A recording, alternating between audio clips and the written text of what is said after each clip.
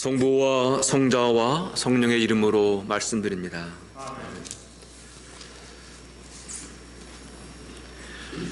해방 전과 후, 또 6.25 동란 전과 후, 또 IMF 전과 후는 많은 차이가 있습니다.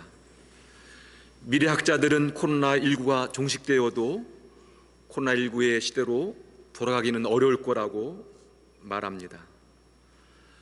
코로나19는 이미 우리의 삶에 많은 변화를 주고 있습니다. 많은 변화가 있지만 아마 그 첫 번째 변화는 비대면 언택트 시대라는 것입니다.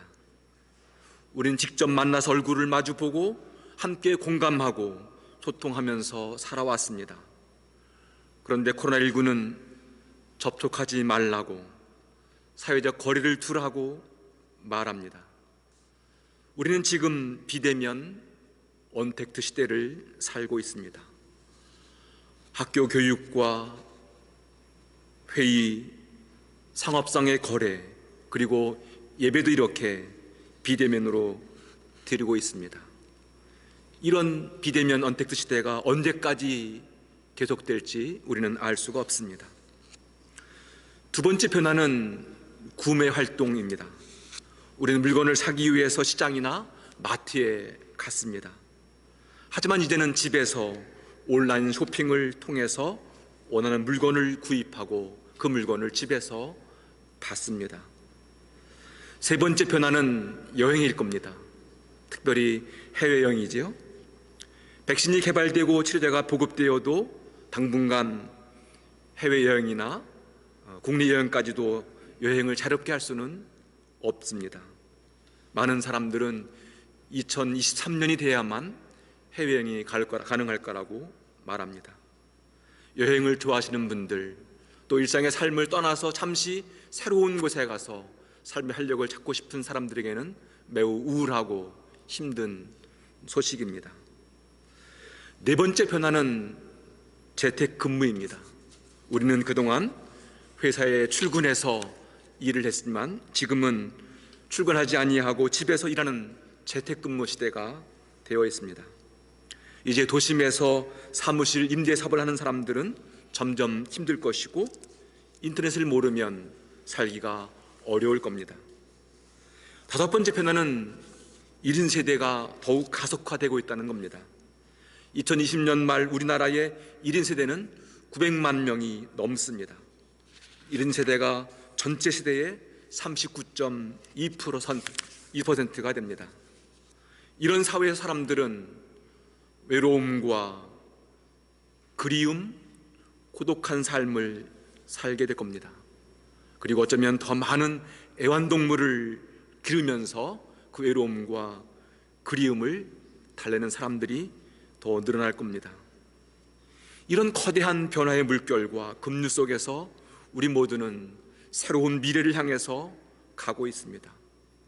이런 변화의 물결과 급류 속에서 우리가 가야 할 길과 방향을 찾지 못해서 두렵고 불안한 것도 사실입니다.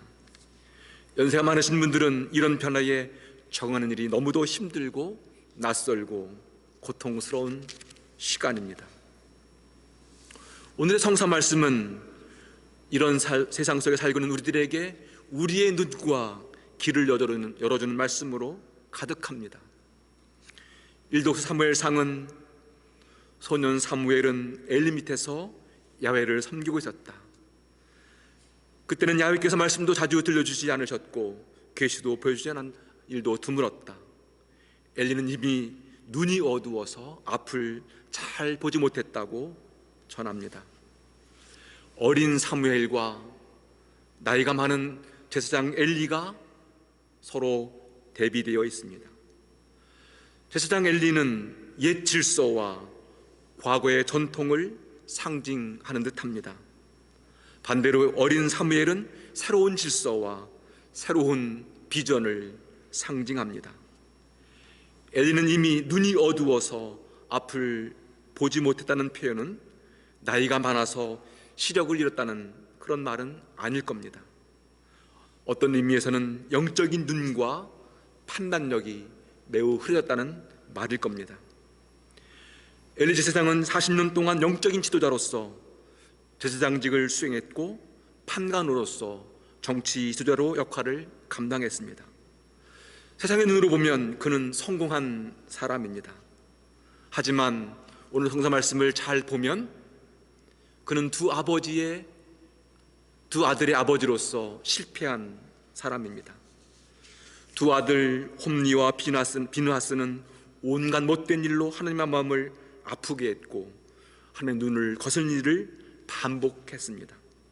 두 아들은 아버지의 말도 듣지를 않습니다. 한마디로 아버지의 영향력과 권위를 상실했다는 것이지요. 일독서는 이런 엘리의 모습을 하나님 말씀이 잘 들리지 않았고 눈이 어두워졌다고 표현합니다. 엘리는 자신의 자리에 안주하며 살았던 사람인 것 같습니다. 자기 관리를 제대로 하지 않았습니다. 자신의 그 아름다운 신앙을 자녀들에게 물려주지 못했습니다. 결국 오늘 독서 이후에 보면 두 아들은 전쟁터에 나가 죽었고 하나님의 법궤는 블레셋 군대에게 빼앗겼으며 나라는 위기에 처하게 되었습니다.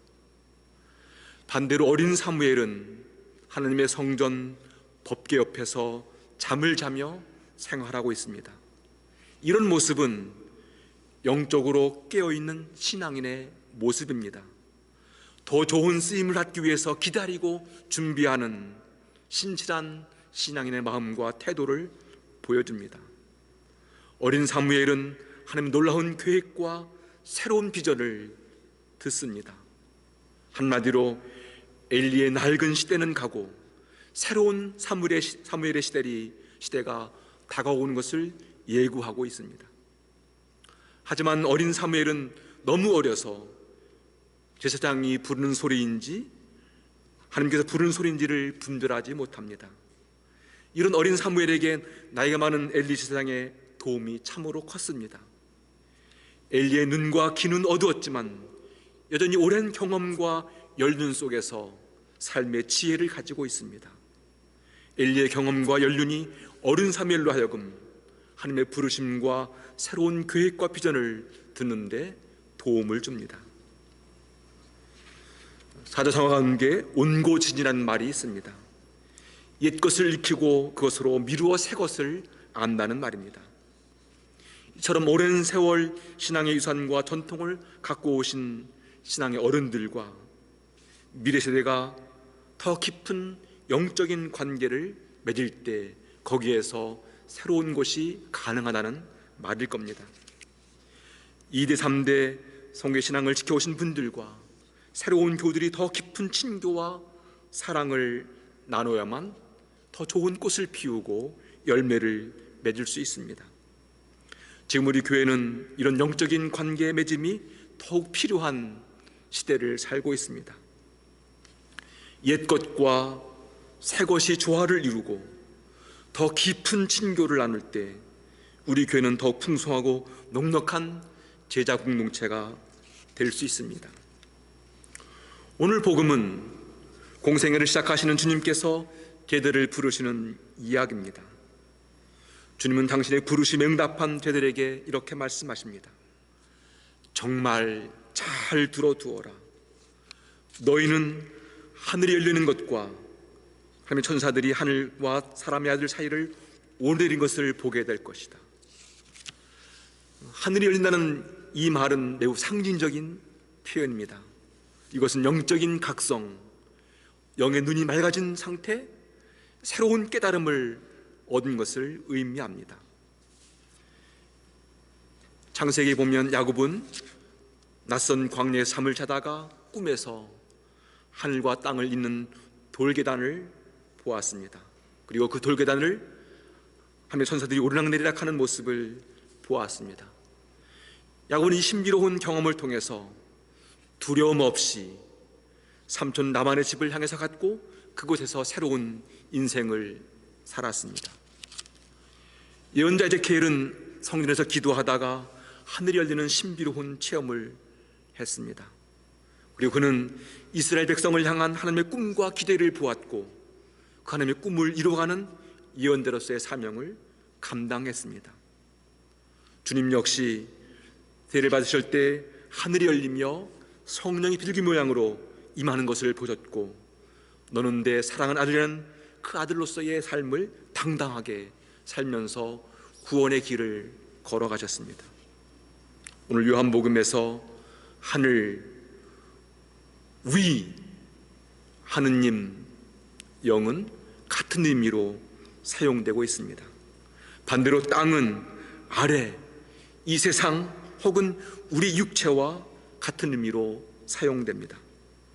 그러므로 하늘은 아래인 땅이나 몸의 질서나 세상의 지배 체계와는 다른 차원의 삶을 살아가는 말을 의미합니다. 이런 의미에서 하나님의 천사가 하늘과 땅을 오르내리는 모습을 보았다는 말은 우리 예수님을 통해서 새로운 믿음의 눈과 새로운 영적인 각성과 깨달음을 갖게 되었다는 말입니다. 오늘 주님께서는 우리 모두에게 이렇게 말씀하십니다.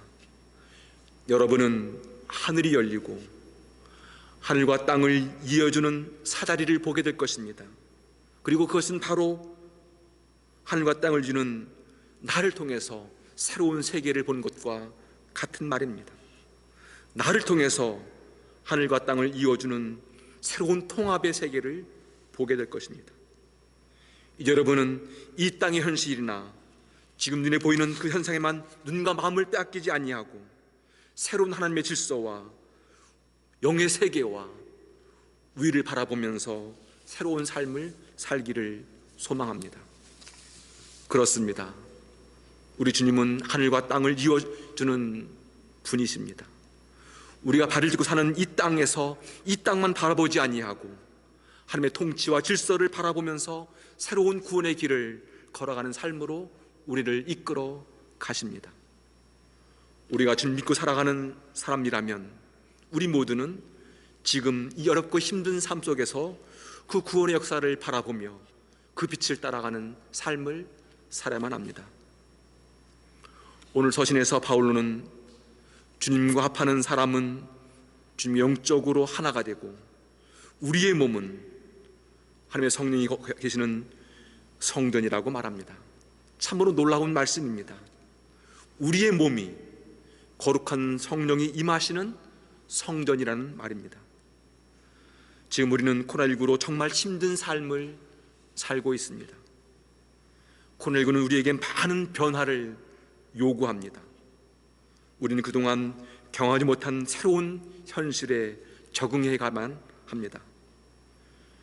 우리에게 다가오는 낯선 현실과 변화가 두렵고 불안한 것도 사실입니다.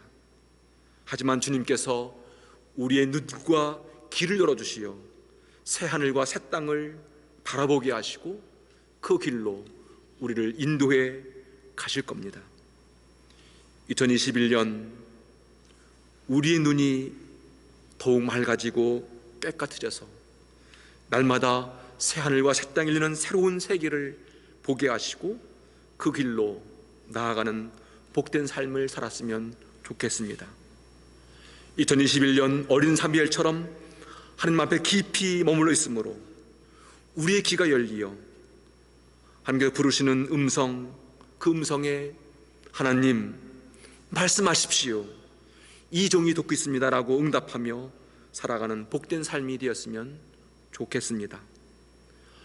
2021년 우리 교회가 주님께서 가신 그 구원의 길을 따라가는 삶으로 더 신실한 믿음의 공동체, 제자 공동체가 되었으면 좋겠습니다. 오늘 시편에 보면 나의 모든 것을 알고 계시는 그 하나님께서 우리의 삶을 이끌어 가시니 그 하나님과 함께 믿음의 길을 걸어가라는 시인의 고백을 우리가 듣습니다. 주님께서는 우리의 속속들이를 다 알고 계시고 우리의 아픔과 힘듦을 이해하시고 새로운 소망과 용기를 주십니다. 주님과 함께 더 굳세고 당당하게 2021년 이 한 해를 살아가시는 여러분 모두가 되기를 간절히 소망합니다. 성부와 성자와 성령 이름으로 말씀드렸습니다.